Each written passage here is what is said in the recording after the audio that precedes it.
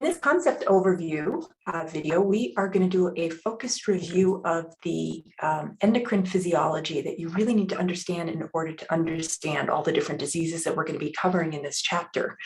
So we are going to cover some of the clinical physiology associated with cortisol, a stress hormone, thyroid hormone, and then a little bit on insulin as well, too, as we set the stage for understanding diabetes mellitus. So we're going to go ahead and get started in here.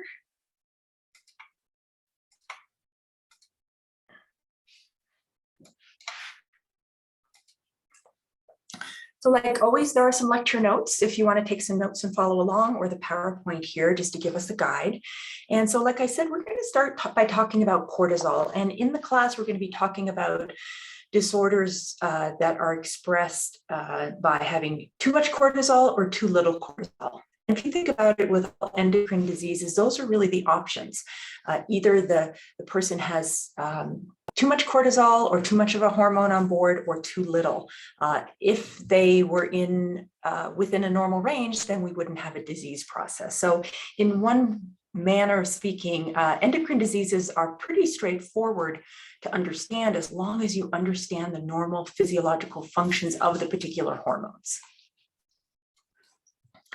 So starting about with cortisol. So cortisol is what we call a stress hormone, and it gets released really under normal circumstances when we experience stress. And that could be physical stress, physiological stress, I guess is probably a better way to describe it, emotional stress, just general life stress. Certainly cortisol gets released. However, in order to really understand the purpose of cortisol from a physiological perspective and all the different functions and really kind of understand and remember them, it helps for us to really think about a little bit about evolution and how cortisol, its functions evolved when in more primitive humans and even other animals, cortisol gets released under severe physical stress, physiological stress, cold stress, starvation. So not that our current, modern day stresses are not stressful or important, but when we understand all these different functions, really doesn't make sense unless we think back to some of the more severe stresses that our ancestors were under. So this little flow chart here, which is in your notes, talks a little bit about where cortisol is released and what stimulates the release of cortisol. So just as a reminder, it's released by cells in the adrenal cortex sitting right on top of the kidneys. And in most circumstances, the secretion of cortisol starts with some kind of stressor. Now, it's actually a system of hormones that is going to end up with the release of cortisol, and then we'll talk about its physiological effects. And so a stressor doesn't directly cause the adrenal cortex to produce cortisol. It actually, that stressor is perceived in the brain. And there are neurons that go to the hypothalamus and stimulate the release of a hormone called corticotropin releasing hormone. And that is written out in your notes, CRH. Corticotropin releasing hormone, it doesn't have a lot of physiological effects on its own, but what it does is that hormone gets released in the hypothalamus. The hormones travel down the pituitary stalk to the anterior pituitary and stimulate the release of a hormone called adrenocorticotropic hormone, abbreviated as ACTH. Adrenocorticotropic hormone has two major functions. Its main function is to produce or stimulate the release of cortisol from the adrenal cortex, and then cortisol gets into circulation throughout the body. And then the dotted line down below shows that ACTH also stimulates the release of androgens. This is another type of hormone, also from the adrenal cortex, and that's both in men and women. Now, androgens are hormones like testosterone. And in men, the androgen secretion or production from the adrenal cortex isn't that significant because most of the male testosterones come from the testes. But in females, this becomes important. This is our only source of testosterone or androgen production. And then just as a reminder, although the stressor and CRH and ACTH do not drive the release of aldosterone. Aldosterone is also produced by the adrenal cortex, stimulated by the renin-angiotensin-aldosterone system. So we'll just keep that in mind because there's some diseases that cause the damage or destruction of the adrenal cortex. And in those cases, we lose cortisol production, we lose androgen production, and we also lose aldosterone production. So now as we move on and talk about the physiological effects of cortisol specifically, that's where we really need to start thinking about stressors, cold stressors, starvation as a stressor. And one of the primary effects of cortisol is on metabolism and specifically glucose metabolism. So a primary effect of cortisol that we see in clinical practice is the fact that cortisol will raise blood glucose levels. And it does it through two ways, and those two ways are described below. One thing that it does is it decreases glucose uptake for most tissues in the body. And then the other way it does it is it stimulates cells, especially the ones in the liver, to undergo the process of gluconeogenesis, which is making new glucose, and then that glucose goes into the bloodstream. So really what's going on here, big picture, our brain, so the neurons in the central nervous system, they are pretty much dependent on glucose as a fuel source.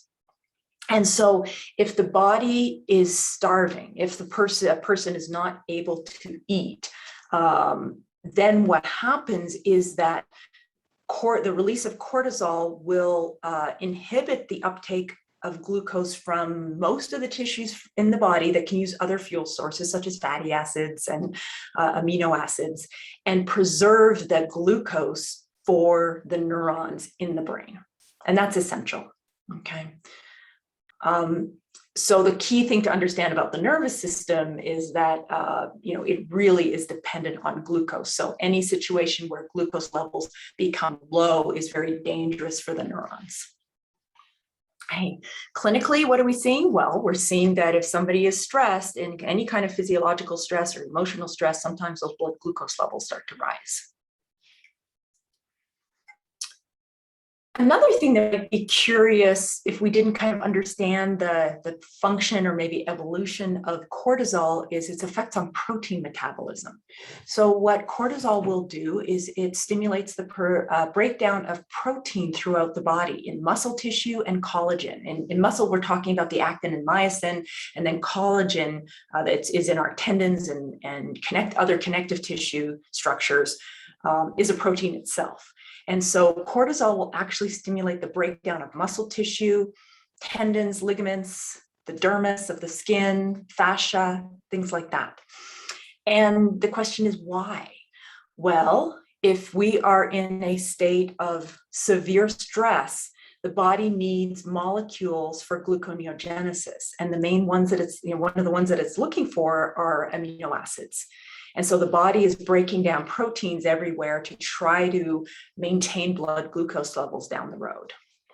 That, of course, is going to cause some physiological problems if somebody is exposed to high levels of cortisol over time. And then the lipid metabolism actions are also a little bit curious. And these probably have a little bit to do with maybe, starvation stress, but also to do with cold stress. What we see in patients who have high levels of cortisol, we see the breakdown of lipids, lipolysis in the extremities, and that's probably so we can, again, promote gluconeogenesis. However, we see fat deposition and adipose cell or lipid deposition in the face and the trunk, kind of the core of the body. And so people who have elevated levels of cortisol have a very unique physical features. This, again, we don't exactly know why, but probably to preserve some of the core essential organs, in times of cold stress. And so that's kind of a hypothesis. Again, if you understand this and know this, then understanding what happens when a patient has too much cortisol or too little cortisol actually becomes fairly straightforward. There are two other important physiological effects that cortisol has, and sometimes these don't get covered in regular physiology courses because these have a very important clinical significance. So the first thing is that cortisol inhibits all of the different mechanisms of the immune response and the inflammatory response, and those are all the different actions that you learned about last week. And so B cell activity, T cell activity, macrophages, neutrophils, mast cell degranulation, and then the release of all and action of all those different inflammatory mediators like histamine. It suppresses all of that. Now, clinically, that has two important consequences. One is that if somebody has a disease that is characterized by elevated cortisol, they may be immunosuppressed and at risk for infection. The other thing that we'll talk about is the fact that we actually use cortisol as a drug, as a therapeutic medication. And we use it in cases where we want to suppress the immune response, for example, with allergies, severe allergies. When we want to suppress the inflammatory response in a number of inflammatory diseases, we use cortisol as a medication, and it really amplifies this particular effect. So it can be very useful, but of course, then now if somebody is immunosuppressed, they're at risk for infection. And then lastly, one thing to kind of understand and remember is that cortisol increases our sympathetic nervous system activity, our fight or flight response. And we'll talk more about the sympathetic nervous system when we talk about the cardiovascular system. Basically, what it does is it enhances the effects of our catecholamines, epinephrine and norepinephrine, and the end result is we get increased heart rate, increased cardiac function, and vasoconstriction of systemic arteries, and that leads all of that leads to an increase in blood pressure. Okay, so the thing to kind of keep in mind is that cortisol has an effect on blood pressure. Too much cortisol and blood pressure goes up. Too little cortisol and blood pressure actually goes down. And again, that's an important clinical effect of cortisol.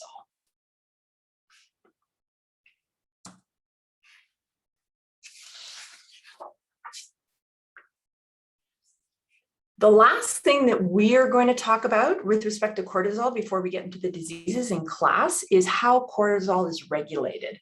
Understanding this negative feedback mechanism, which I know that you covered in physiology, helps us understand how to diagnose and detect cortisol disorders. So we talked about cortisol being a stress hormone. However, the body has a normal level of cortisol at all times. It doesn't mean that if I go and meditate and I'm completely not stressed that my cortisol levels go down to zero. That's not the case. I have a normal level of cortisol. We could call it maybe a therapeutic level of cortisol that helps us maintain our blood glucose levels, our blood pressure, and metabolism. As we are starting to see, too much cortisol becomes problematic, but also too little as well too. So the negative feedback mechanisms that we need to understand in order to interpret laboratory data about cortisol is in these next two flowcharts. So the first one here, what we have to do is understand, this is basically how the body keeps cortisol within these therapeutic normal ranges. So normally, if I was to get really stressed, or if maybe my adrenal cortex is just producing cortisol, and now I've got just a little too much cortisol present, there's actually negative feedback to the hypothalamus and the pituitary, and it inhibits the production of ACTH and CRH. So it just stops, kind of shuts it off. That will then, in turn, decrease the production of cortisol. Okay, this is a classic negative feedback response within the endocrine system. Okay. The opposite is true. If I have used up all my cortisol just doing what cortisol does normally, and cortisol levels start to drop below normal, then there's negative feedback first to the hypothalamus to produce corticotropin releasing hormone. Then that stimulates the release of adrenocorticotropic hormone, ACTH, and then ACTH will ramp up the production of cortisol once again so that I can get back up to my normal levels. Okay. And so this is going on all the time, on and off, very much like a thermostat. That's kind of the analogy that gets used in physiology courses of this, with this negative feedback. Okay. The other key thing I want to point out is that on laboratory studies or laboratory tests, we can measure two of these hormones. We can measure cortisol levels in the blood, and we can also measure ACTH levels as well too. Okay, we do not generally measure CRH. They can do that for research purposes, but there's very, very little in circulation. So what we're really going to be looking at are cortisol levels and ACTH levels and how they respond with different endocrine diseases.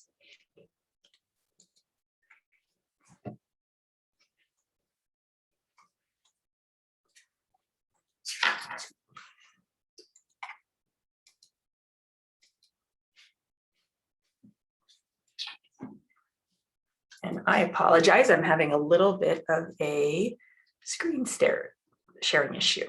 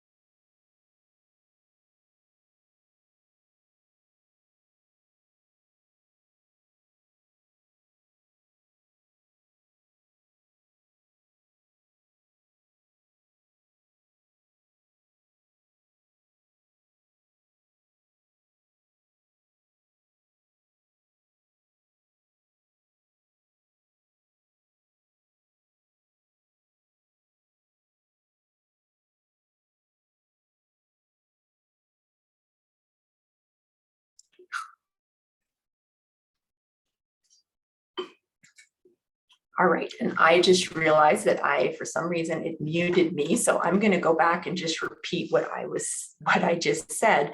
When we talk about thyroid hormone, thyroid hormone is an important hormone with a lot of metabolic functions. And so very, very critical for just general cell metabolism in our day-to-day life. You can see here where the thyroid gland is released or where it's located. The thyroid gland is located right kind of in the middle of the neck, a little bit below the thyroid cartilage or the Adam's apple. And that particular tissue, if it has nodules or masses or growths, we can palpate it because it's very close to the skin. And we'll learn a little bit more about that in class. All right, so we have two forms of thyroid hormone that we focus on. One is called T3 and one is called T4, and they have longer names, which are in your notes. T4 is thyroxine, and T3 is triiodothyronine, and that's down on the slide as well too. And the way that these hormones are released is very similar to what we saw with cortisol. Okay, the only thing that isn't really involved as much is a stressor, so an external stimulus. So what happens normally is that there will be an increase in this thyroxine releasing hormone from the hypothalamus, and this is very similar to CRH. And that particular hormone, again, is going to get released. It travels down to the pituitary through the pituitary stalk, and it stimulates the release of a hormone called thyroid stimulating hormone, or TSH. And TSH has multiple functions, but they all have one end goal, and that's to increase the production of T3 and T4. Okay. The way they do it is they stimulate the uptake of iodine by what they call the follicle cells that produce thyroid hormone. And those follicle cells are embedded in the thyroid gland itself. And if you remember from physiology that to make T3 and T4, you need iodide or iodine in the diet. The other thing it does is it stimulates the production of a protein called thyroglobulin. And it's really the iodide plus the thyroglobulin that form, that go into making T3, T4. The other thing that can happen is if there is more of a chronic increase in TSH, it will actually cause the thyroid gland to start to grow, a process primarily of hyperplasia, cell division, more follicles, so that the gland can then, possibly make more T3, T4 if it's needed. And so these three functions are important for understanding the endocrine diseases that we're going to cover, or the thyroid diseases. The functions of thyroid hormone are, again, very focused on metabolism for the most part. Thyroid hormone, both T3 and T4, have a very similar function. They just have slightly different potencies and half-lives. But for the most part, clinically, we often just think about thyroid hormone, which really we use to talk about T3 and T4 together. And so one of the main functions is to stimulate metabolism, to stimulate our metabolic rate. Without the presence of thyroid hormone, so let's imagine I had a thyroidectomy and the thyroid was completely removed. My basal metabolic rate would drop by 50%, drop to half of what it normally would be. So technically, our regular BMR is our BMR with normal levels of thyroid hormone. We will see that increases in thyroid hormone will stimulate metabolism and metabolic rate, and then decreases will decrease metabolic rate. And so this becomes really important because every cell has a metabolic rate and depends on metabolism in order to perform its functions.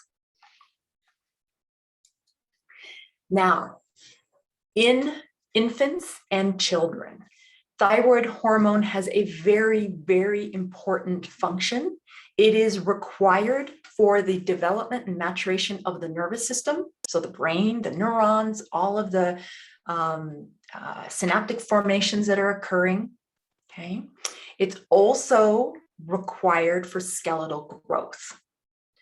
This is so important that we test infants for technically TSH levels, and we'll talk about why later. But we check for thyroid hormone levels to ensure if there is an infant who is born without a thyroid gland or maybe a partial thyroid gland, then we catch that right away and we prevent some of these what can be very severe developmental delays. Okay. And then lastly, thyroid hormone has an identical effect on the sympathetic nervous system as cortisol did. And so it increases the alpha and beta kind of receptor effect to the catecholamines. And again, we'll get into this more in the cardiovascular system, but it's the same effect that we saw before. We see an increase in heart rate with elevated cortisol, and then vasoconstriction leading to increased blood pressure, just like we saw before. So again, when we come back to talking about having too much and too little thyroid hormone, we'll see that blood pressure comes into play as well too. Well, the regulation of thyroid hormone is very much like regulation of cortisol.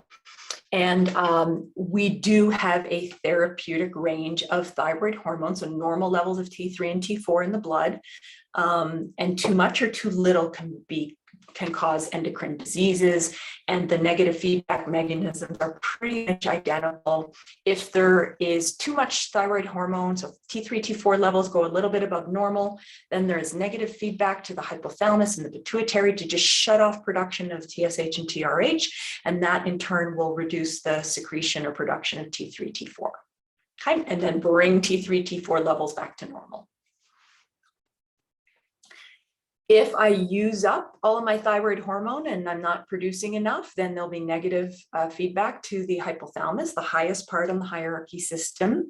And then an increase in TRH will stimulate the production of thyroid stimulating hormone from the pituitary, and in turn stimulate the production and release of T3 and T4. And so now we get our thyroid hormone or T3, T4 levels back to normal. This again will be important for understanding labs. We will be able to measure levels of T3 and T4 in the blood and levels of TSH. Again, we generally will not measure levels of TRH because it's present in very, very, very small quantities, because most of the TRH is traveling from the hypothalamus an inch down to the pituitary and then getting utilized in the pituitary gland. And the last hormone that I'm going to talk about is insulin. You'll spend most of your time in this chapter talking about the disease of diabetes, type 1 and type 2 diabetes. And at the root of diabetes is an alteration in either insulin production or the effects of insulin in the body. So we'll do a brief review of insulin physiology, and we've actually already talked a little bit about insulin already. So this should be hopefully a true review for you. So just a couple details or reminders about where insulin is produced. It is produced and then secreted by what we call the beta cells in the areas of the pancreas that are called the islets of Langerhans. You don't need to memorize, the islets. Basically what the islets are, it's the endocrine tissue outside of the pancreatic duct and the exocrine portion of the pancreas with the acini where they produce the digestive enzymes. So all this tissue outside has a series of different cells. It has the alpha cells that produce glucagon. It's got some delta cells, but the ones that we're going to be talking about primarily are the beta cell and the production of insulin. One thing to understand about insulin, unlike cortisol and thyroid hormone, it has a very, very short half-life. It's a protein, and so it gets degraded very quickly. So our pancreas has to produce insulin all the time. Any insulin that's secreted by the pancreas will be either degraded or cleared out of the system within 15 minutes. What stimulates insulin production? Well, the main stimulus is a rise in blood glucose level. And of course, this will make sense when we look at endocrine function. So if I eat something, especially something that has a lot of sugar in it, a donut or a cookie, or even just carbohydrates, that will cause a rise in my plasma glucose levels, and that will stimulate the pancreas within seconds to start producing insulin. Insulin secretion is also stimulated by ingesting proteins that then get degraded to amino acids. So plasma amino acid levels will stimulate the production of insulin, but to a lesser extent. And then to an even lesser extent, eating fats will stimulate a little bit of insulin production, but not much. And so free fatty acid levels that come from ingesting lipids or fats will really not be a major stimulus for insulin production. So we're really thinking about eating sugar, carbohydrates, and to a lesser effect, eating protein. So the general physiological effects, again, we talked a little bit about this with our fluid and electrolytes.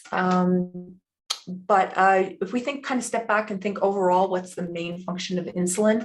It's really to control what we call in nursing or medicine, the postprandial plasma glucose levels. And postprandial means after eating.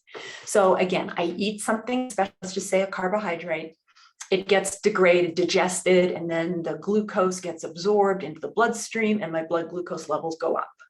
That stimulates the release of insulin very quickly. And the end effect of insulin is to try to lower those plasma glucose levels and bring them back to normal. And so this little picture here, and you have it in your notes, kind of illustrates what insulin's doing. Here's our hormone insulin. Here is an insulin receptor in red, and insulin will bind to the receptor. And then we'll take extracellular glucose, of which I have a lot because now I just ate something maybe sugary or a high carb food, and it will transport glucose into the cell for one of two purposes for the most part, either to make ATP, right? Because that's our main fuel source for ATP production, or in some cases, maybe just to store it if I have enough ATP.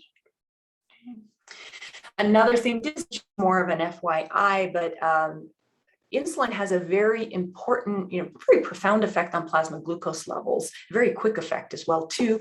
And one of the ways that it will also help reduce plasma or blood glucose levels is by inhibiting processes like gluconeogenesis as well too. So that's a little bit, off to the side, a little bit of an FYI. But the key thing to understand is that insulin is there to lower extracellular glucose levels, meaning also in the blood, so plasma or blood glucose levels. So here's the other effect of glucose. The stored form of glucose is glycogen. And all cells can store some glycogen, but the liver is almost like a little fuel tank with glycogen. And, inside those hepatocytes in the liver, you can get somewhere between 5 and 8% of its volume is actual glycogen.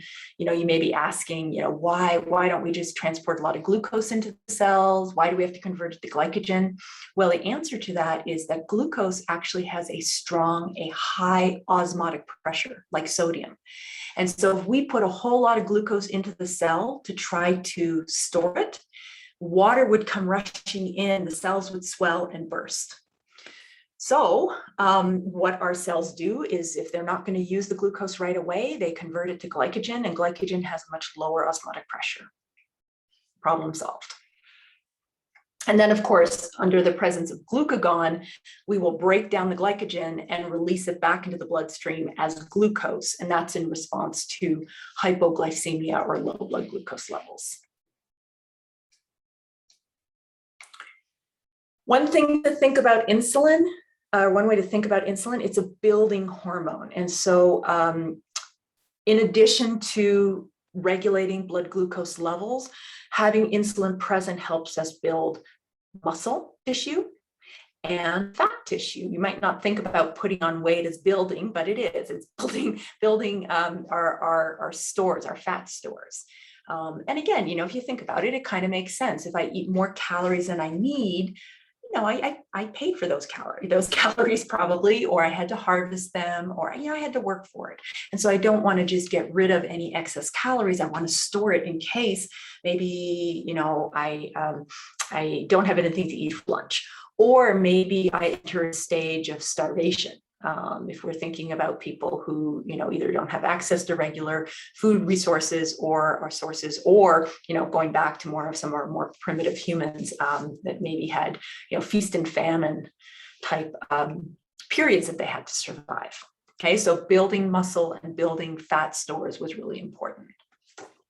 And then the last one, I don't think I need to go over this again because we've talked about it so many times and you've been tested on it, but insulin does drive as it drives glucose into the cell, pulls potassium in as well too, so affecting extracellular and intracellular potassium levels.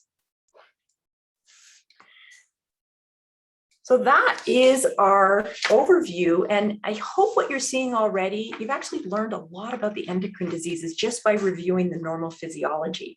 And so as you go into this chapter on endocrine diseases, keep that foundation and keep thinking about the normal functions of the hormones and how they're regulated. And these diseases will actually seem fairly straightforward. If you're trying to memorize everything, what happens with hyper and hypothyroidism, it's too easy to get them mixed up. You have to think about it and understand it. Okay? So I hope this helps you get started with your discovery, your journey through our endocrine diseases, and we'll keep reinforcing them all through this next chapter in our course.